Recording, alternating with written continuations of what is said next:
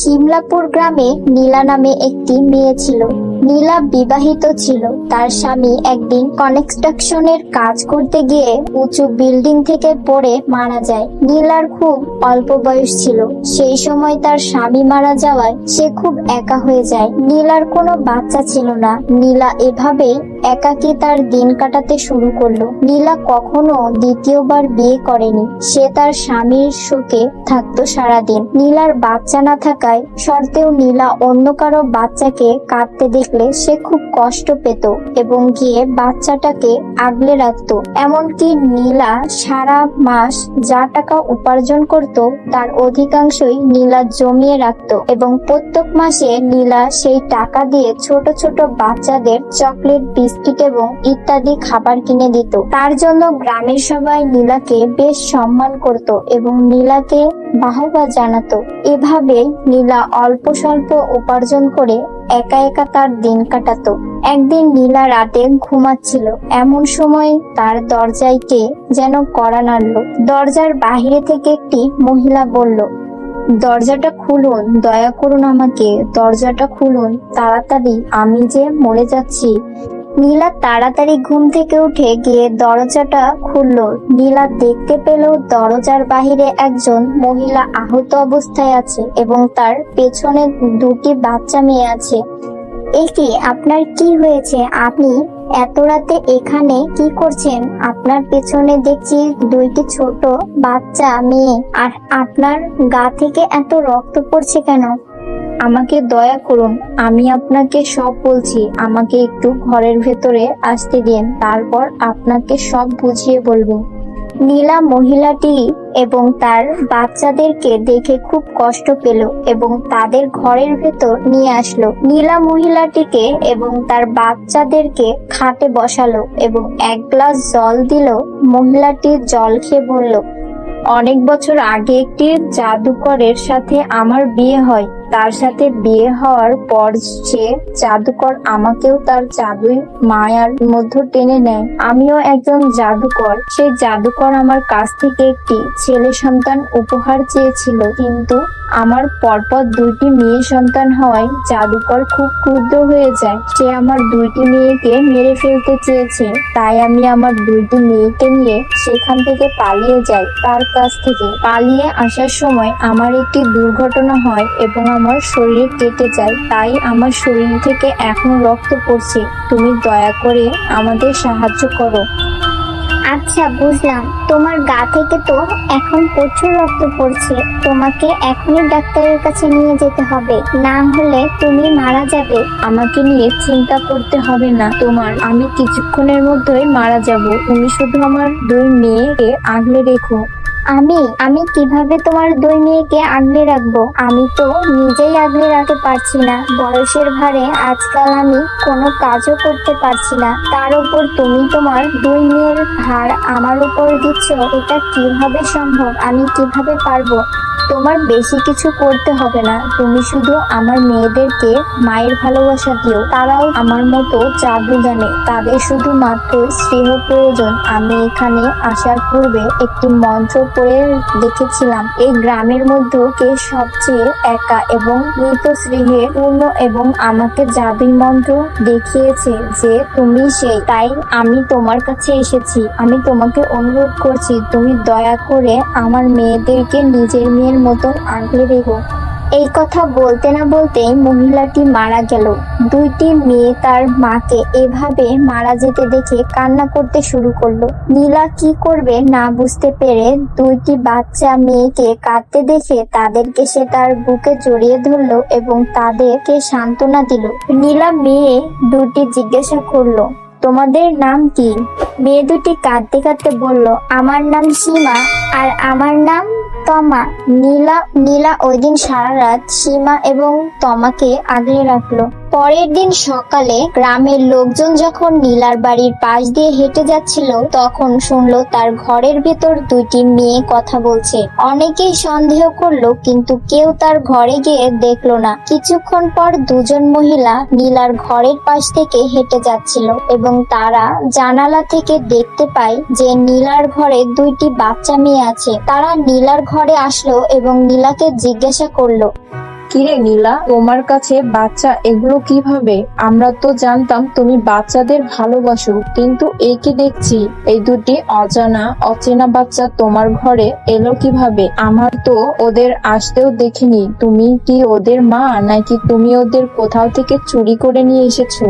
তা হতে পারে। নীলা খুবই একা, ও হয়তো ভুলবশত দুইটি বাচ্চাকে চুরি করে নিয়ে আসতে পারে। দেখছো না বাচ্চা দুটি কিভাবে কান্না করছে? তোমরা এসব আজে বাজে কথা কেন বলছো? তোমরা আমাকে ভালো করে চেনো। আমি যদি বাচ্চা চুরি করতাম তাহলে তোমাদের বাচ্চাদের যখন তুমি আমার ঘরে পাঠাতে তখনই আমি ওদের চুরি করে বেচে দিয়ে আসতাম, কিন্তু আমি তো তা করিনি। আমি তো তোমাদের বাচ্চাদেরকে প্রত্যেক মাসে চকলেট কিনে খাইয়েছি। তারপরেও তোমরা এভাবে আমার মাতৃত্বের ওপরে আঙ্গুল তোলো কিভাবে? আর না, ওরা আমার বাচ্চা নয়, ওরা আমার বোনের মেয়ে। আমার বোন কাল রাতে মারা গিয়েছে, তাই আমি ওদের আমার সাথে থাকে নিয়ে এসেছি। কারণ আমার বোনের আত্মীয় স্বজন বলতে শুধু আমিই আছি, তাই তোমরা আমার ওপরে এভাবে আঙ্গুল তুলতে পারো না। মহিলা দুটি নীলার কথার উত্তর শুনে ক্ষমা চাইলো এবং সেখান থেকে চলে গেল। নীলা মেয়ে দুটিকে বলল, সীমা, তমা, তোমরা রান করে এসো, আমি তোমাদের জন্য রান্না করছি। সীমা এবং তমা যখন স্নান করছিল তখন নীলা তাড়াতাড়ি রান্নাঘরে গিয়ে সীমা এবং তমার জন্য রুটি এবং তরকারি রান্না করে নিয়ে আসলো। সীমা এবং তমা স্নান করে এসে পেট ভরে খেলো। খাওয়া শেষে নীলা সীমা এবং তমাকে বলল, তোমাদের নাম তো আমি কালকেই জেনে গিয়েছিলাম, কিন্তু তোমাদের বয়সটা তো জানা হলো না। সীমা, তোমাকে তো বড় লাগছে, আর তমা, তোমাকে তো ছোট ছোট লাগছে। তোমাদের বয়স একটু বলো। আমার বয়স হলো 14 বছর, আর আমার বয়স হলো 10 বছর। বেশ ভালো, তোমাদের কাল রাতে বলা হয়নি। তোমাদের নাম যেমন সুন্দর, তোমাদের দেখতে তার থেকে অধিক সুন্দর। আমার সাথে থাকতে হলে তোমাদের শুধু একটি কাজই করতে হবে, সেটা হলো আমি যখন কাজ করতে যাই তখন তোমরা ঘরে দেখভাল করবে, ঠিক আছে? এখন আমাদের খাওয়া হয়ে গেছে, আমি যাই কাজের খোঁজে। আমি তো এতদিন একাই ছিলাম, কিন্তু তোমরা যখন এসেছো আমার এখন প্রতিদিন কাজ করতে হবে এবং কঠোর পরিশ্রম করতে হবে। আমি চাই তোমরা ঘরটা সামলে রেখো। এটা বলে নীলা ঘর থেকে চলে গেল। নীলা কাজের খোঁজে তাদের গ্রামের শেষ প্রান্তে একটি ফ্যাক্টরিতে গেল। ফ্যাক্টরিতে গিয়ে সে ফ্যাক্টরিতে কর্মচারীকে বলল, আরে রিনা, তুমি এখানে কাজ করো বুঝি? আমার বাসায় দুজন অতিরিক্ত লোক এসে জুটেছে, তাই আমার এখন অধিক কাজ প্রয়োজন। তুমি কি তোমাদের ফ্যাক্টরিতে আমার জন্য কোনো কাজ জোগাড় করে দিতে পারবে? শুধু একদিনের জন্য হলেও আমার কাজের প্রয়োজন এখন।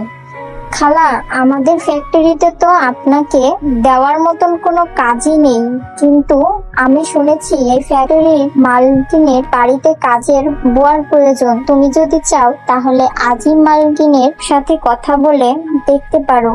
এটা শুনে নীলা তাড়াতাড়ি তার বাড়ি চলে গেল। নীলা যখন তার ঘরে ঢুকলো তখন সে তার ঘরকে চিনতেই পারলো না। তার ভাঙা ঘরটি এখন পুরো নতুনের মতন হয়ে গেছে। তার মাটির ঘরটি হয়ে গেল ইটের ঘর। তার ঘরের ভিতরটা খুব গোছালো এবং সুন্দর হয়ে গেছে। এটা দেখে নীলা বেশ অবাক হয়ে গেল যে এটা তার ঘর নাকি অন্য কারো ঘর। নীলা তার ঘরের মধ্যে দেখতে পেল সীমা ও তমা রয়েছে। নীলা তাড়াতাড়ি সীমা ও তমার কাছে গিয়ে বলল, সীমা, তমা, এ কি করেছো তোমরা? আমার ঘরকে দেখে তো আমি নিজেই চিনতে পারিনি, তোমরা এটা কিভাবে করলে? মা, এটা তো আমরা একটি চুটকি মেরে করতেই পারি। এটা আমরা আমাদের জাদু শক্তির মাধ্যমে করেছি। মা, তোমরা এসব কাজ এখানে করো না। তোমরা জাদুই দুনিয়া থেকে এসেছো, আর এটা হলো পৃথিবী। এখানে তোমাদেরকে কেউ জাদু করতে দেখলে তোমাদেরকে তারা ধরে নিয়ে যাবে। তাই বলছি, তোমরা এই জাদুই জিনিস যত কম পারো তত কম করো, না হলে কিন্তু তোমরা ধরা খেয়ে যাবে। আমি দুপুরের খাবার রান্না করে রেখে দিয়েছি, তোমরা খেয়ে নিও। আমি এখন যাই ফ্যাক্টরির মালিকের বাড়ি। তার বাড়িতে নাকি কাজের বুয়ার প্রয়োজন, গিয়ে দেখি কাজ পাই কিনা। এটা বলে নীলা ফ্যাক্টরি মালিকের বাড়ি চলে গেল। নীলা ফ্যাক্টরি মালিকের বাড়ি গিয়ে বলল, মালিক, আপনার কি কোনো কাজের বুয়া প্রয়োজন? আমি শুনেছি আপনার নাকি রান্নার বুয়ার খুব প্রয়োজন, তাই আমি এসেছি। ও, তুমি তাহলে এসেছো? আমাকে রিনা হয়তো তোমার ব্যাপারেই বলেছে। হ্যাঁ, আমার ব্যাপারে কথা বলছিল রিনা। আমি ওকে বলেছিলাম সে আমার কাজ প্রয়োজন, কিন্তু আমার কোনো রান্নার বুয়ার প্রয়োজন নেই। আমার রান্নার বুয়া এক্সট্রা আছে। আমার এখন প্রয়োজন বাগান পরিষ্কার করার বুয়া। তুমি যদি সে কাজ করতে পারো তাহলে তোমাকে আমি নেব। হ্যাঁ, আমি অবশ্যই করব। আমাকে কি কি করতে হবে বলে দিন, আমি এখন থেকেই শুরু করছি। তাহলে যাও বাগানে এবং বাগানটি পরিষ্কার করো। বাগানে যেন কোনো মরা পাতা পড়ে না থাকে এবং বাগানের গাছগুলোর গোড়ায় ভালো করে জল দিও। আচ্ছা ঠিক আছে মালকিন, আমি এখনই যাচ্ছি। নীলা বাগানে গেল এবং বাগান দেখে নীলা থম খেয়ে গেল। আমি একা কিভাবে পরিষ্কার করব? এই বাগান তো আমার বাড়ির চেয়ে 5-6 গুণ বেশি বড়। আমি এখন কিভাবে একা হাতে এই বাগানটা পরিষ্কার করব? এই বাগানটা পরিষ্কার করতে করতে আমার তো অনেক দিন লেগে যাবে, আর হয়তো এই জায়গাটাও পাওয়া হবে না। এটা বলে নীলা মন খারাপ করলো। এমন সময় সীমা ও তমা তার পিছে প্রকট হলো। মা, তোমার কোনো কাজ করতে হবে না, দেখো আমরা এসে গেছি। তুমি শুধু এখন বিশ্রাম নাও, আমরা এই বাগান এক চুটি মেরে পরিষ্কার করে দিচ্ছি। আরে তোমরা জানলে কিভাবে আমি এখানে আছি? আশ্চর্য তো। মা, আমরা তোমাকে আগেই বলেছি আমরা জাদু জানি। আমরা আমাদের জাদুই কল্পনা শক্তি থেকে তোমার ডাক শুনেছি এবং বুঝতে পেরেছি তুমি সমস্যায় আছো, তাই আমি এবং দিদি তোমাকে সাহায্য করতে এসেছি। এখন যাও, তুমি গাছের আড়ালে বসো। সীমা এবং তমা নীলাকে নিয়ে গাছের আড়ালে বসলো। তারপর সীমা বাগানের মাঝখানে গিয়ে একটি ফু দিল। সেই ফুয়ের সাহায্যে বাগানের সব মরা পাতা আকাশে উড়ে উধাও হয়ে গেল। তমা বাগানের মধ্যে বৃষ্টি বয়ে দিল এবং গাছের জল পাওয়ার সাথে সাথে বৃষ্টিটা আবার অদৃশ্য করে দিল। তার মাধ্যমে সব গাছের গোড়ায় জল পৌঁছে গেল। মা দেখো, আমাদের সব কাজ শেষ হয়ে গেছে, তোমার আর কোনো দুশ্চিন্তা নেই। কিন্তু মালিক যদি আমাকে জিজ্ঞাসা করে যে আমি এত তাড়াতাড়ি কিভাবে সব কাজ সেরে ফেলছি, তাহলে আমি কি বলবো? তোমার কিছু বলার প্রয়োজন নেই। তুমি কাজ করতে এসেছো, কাজ করে দিয়েছো। তোমার মালিক কিন্তু তোমাকে বলেছে বাগান পরিষ্কার করতে, তুমি সেটাই করেছো। সে কেন তোমাকে জিজ্ঞাসা করবে কতক্ষণে করেছি, কিভাবে করেছি? তোমার মালকিনের এটা জিজ্ঞেস করার কোনো প্রয়োজন নেই। তারপর সীমা ও তমা উড়ে বাড়ি চলে গেল। নীলা গাছের নিচে কিছুক্ষণ বিশ্রাম করে মালিকের কাছে গেল। মালকিন, আমার সব কাজ হয়ে গেছে। আমার আজ কাজের প্রথম দিন, তো তাই আমি একটু তাড়াতাড়ি বাড়ি যেতে চাই। তোমার সব কাজ হয়ে গেল এত তাড়াতাড়ি? কিন্তু কিভাবে? যাক, তুমি যদি সত্যি সব কাজ করে থাকো তাহলে তুমি বাড়ি যেতে পারো। আমি কিন্তু একটু পর দেখতে যাব তুমি কেমন কাজ করেছো। আচ্ছা ঠিক আছে। এটা বলে মালকিন নীলাকে টাকা দিল। নীলা সেই টাকা নিয়ে বাড়ির দিকে রওনা হলো। বাড়ি যাওয়ার রাস্তায় নীলা তার পুরনো জমি দেখতে পেল এবং মনে মনে কষ্ট পেল। সে সময় তার পাশ দিয়ে সুমন হেঁটে যাচ্ছিল। সুমন তাদের গ্রামেরই একজন ছেলে। সুমন নীলার কষ্ট ভরা মুখ দেখে বলল, খালা, আপনি এত কি ভাবছেন? এই জমিটা আগে কত উর্বর ছিল, এখন পরিত্যক্ত হয়ে পড়ে আছে। খালু থাকতে এই জমির খুব যত্ন নিত, কিন্তু আপনি এখন এক হাতে কিভাবে যত্ন নেবেন? আপনি কি ভাবছেন এই জমিটা কি বিক্রি করে দিবেন নাকি ভাড়া দিবেন? এত বড় জমি যদি এভাবে ফেলে রাখেন তাহলে তো কোনো লাভই হবে না। নীলা মন খারাপ করে সুমনের কোনো কথার উত্তর না দিয়ে সেখান থেকে চলে গেল। নীলা বাড়ি গিয়ে একটি চেয়ারে বসলো। ঠিক সেই সময় সীমা এবং তমা নীলার কাছে আসলো। কি হলো মা, চলো আমরা আমাদের পরিত্যক্ত জমিতে গিয়ে চাষাবাদ করি। তোমরা তো দেখছি মনের কথাও পড়তে পারো। বলেছি না আমরা জাদু পারি, আমরা তোমাদের মানুষের মনের কথা সহজেই পড়তে পারি। এখন চলো তো। এটা বলে সীমা এবং তমা নীলাকে নিয়ে তাদের পরিত্যক্ত জমিতে নিয়ে গেল। তোমরা চাষাবাদ করতে চাও তা ঠিক আছে, কিন্তু তোমরা এভাবে খোলাখুলি ভাবে জাদু করতে পারবে না। তোমরা যদি এভাবে খোলাখুলি ভাবে জাদু করো তাহলে কিন্তু আমি এটা মেনে নেব না। সবাই দেখবে তোমাদেরই বিপদ হবে। আচ্ছা ঠিক আছে, আমরা জাদু করব না, চলো আমরা কঠোর পরিশ্রম করে এই জমিতে ফসল ফলাই। সীমা এবং তমা নীলার সাথে মিলে কঠোর পরিশ্রম করে সেই জমিতে ফসল ফলায়। তারপর তারা ফসলগুলো কেটে বাজারে বিক্রি করে সেই টাকা দিয়ে তারা অনেক দিন কাটায়। এভাবেই তারা তাদের পরিত্যক্ত জমিতে কঠোর পরিশ্রম করে ফসল ফলায় এবং অল্প দিনের মধ্যে অনেক টাকা উপার্জন করে। এখন নীলা তার দুই মেয়ে সীমা ও তমাকে নিয়ে